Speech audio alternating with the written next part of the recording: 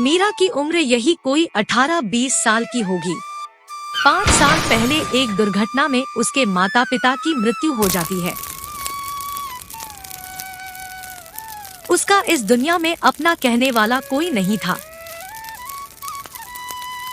मीरा को पढ़ाई का बहुत शौक था। मीरा की माँ उसको कलेक्टर बनाना चाहती थी। उन्होंने मीरा की पढ़ाई करने में कोई कसर नहीं छोड़ी, लेकिन अचानक दुर्घटना में मृत्यु होने के कारण मीरा के सारे सपने मानो जैसे टूट गए। घर में जितनी भी जमा पूंजी बची थी, उस पैसे से मीरा ने अपनी ग्रेजुएशन की पढ़ाई पूरी की।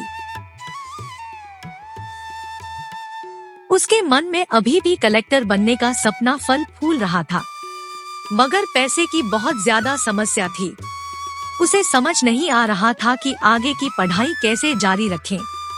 लेकिन मीरा बहुत हिम्मत वाली थी, इसीलिए उसने अपनी कलेक्टर की पढ़ाई जारी रखने के लिए एक घर में खाना बनाने का तथा साफ सफाई का काम पकड़ लिया।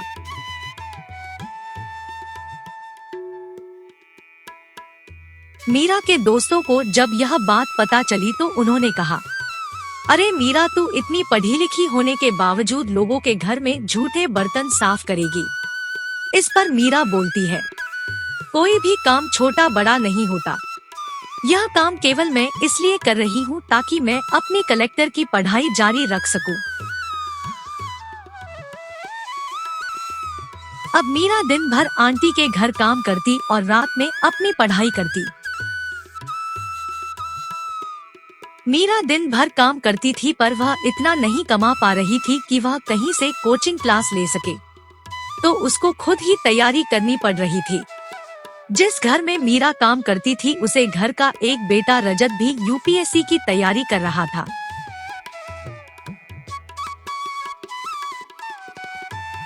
एक दिन काम करते हुए मीरा ने घर की मालकिन से पूछा कि आंटी, रजत भैया भी क्या यूपीएससी की तैयारी कर रहे हैं? मकान मालकिन बोलती है, हाँ कर रहा है। इससे तुझे क्या, चुपचाप अपना काम कर। बड़ी आई यूपीएससी की बात करने वाली, पता भी है क्या होता है यूपीएससी?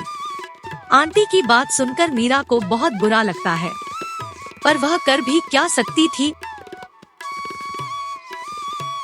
वह चुपचाप घर का सारा काम निपटाती है। इस तरह समय बीतता रहता है। मीरा दिन भर घर का काम करती तथा रात को अपनी पढ़ाई। एग्जाम का दिन आ जाता है और मीरा ने बड़े आराम से प्री एग्जाम निकाल लिया।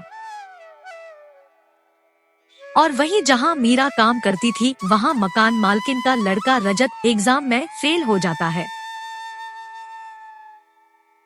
मीरा ने प्री एग्जाम की सफलता की बात किसी को नहीं बताई और अपनी पढ़ाई में लग जाती है। इस तरह लगातार परिश्रम करते करते मीरा मेंस एग्जाम भी निकाल लेती है।